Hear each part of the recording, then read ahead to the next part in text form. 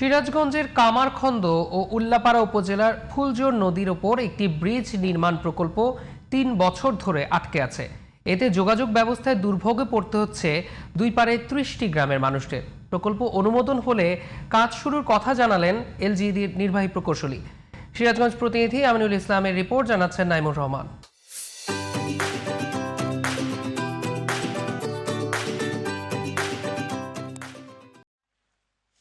একটি ব্রিজের স্বপ্ন শত বছর ধরে লালন করছেন সিরাজগঞ্জের কামারখন্দ ও উল্লাপাড়া উপজেলার ৩০টি গ্রামের মানুষ। ফুলজোর নদীর উপর ২৯০ মিটার আয়তনের একটি ব্রিজ নির্মাণের জন্য স্থানীয় সরকার মন্ত্রণালয় গুরুত্বপূর্ণ সেতু নির্মাণ প্রকল্পের আওতায় ৩৪ কোটি ৫৬ লাখ টাকা নির্মাণ ব্যয় ধরে ২০২২ সালে একনেকে পাশ করা হয়।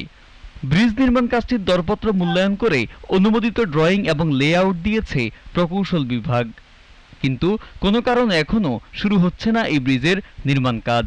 বিভিন্ন ধরনের সবজি উৎপাদন করি, কিন্তু যাতায়াত এবং ব্রিজ না থাকার কারণে ঢাকা যদি আমরা পৌঁছাবার যাই তখন আমাদের হেনতে ক্যারিং করতে মালটা নষ্ট হয়ে যায়। রুগী টুগি নিয়ে যাওয়া পার করার সুবিধা ব্রিজ হইলে পারে, আর এই নৌকার উপরে তো অসুবিধা হয়। নদীর ওপারও ৫-৭টা গ্রাম আছে, এই মোড়াও ১৫-২০টা গ্রাম আছে। উল্লাপাড়া থেকে সরাসরি সিরাজগঞ্জ শহর পর্যন্ত যাওয়ার জন্য খুব সুন্দর একটা জায়গা।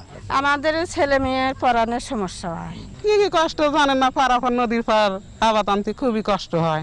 ৮টার দিকে স্কুলে যাওয়া লাগবে, নৌকা না থাকার কারণে যাইতে দেরি হয়। প্রকল্পটির ফাইল স্থানীয় সরকার মন্ত্রণালয়ে আটকে আছে বলে জানান নির্বাহী প্রকৌশলী।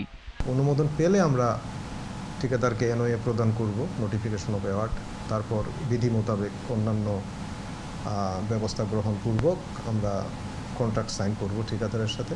দ্রুতই ব্রিজের কার্যক্রম শুরুর প্রস্তাব দেওয়া হবে বলে জানালেন তত্ত্বাবধায়ক প্রকৌশলী।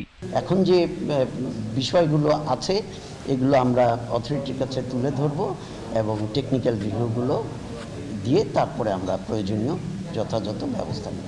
Naimur Rahman, GTV news.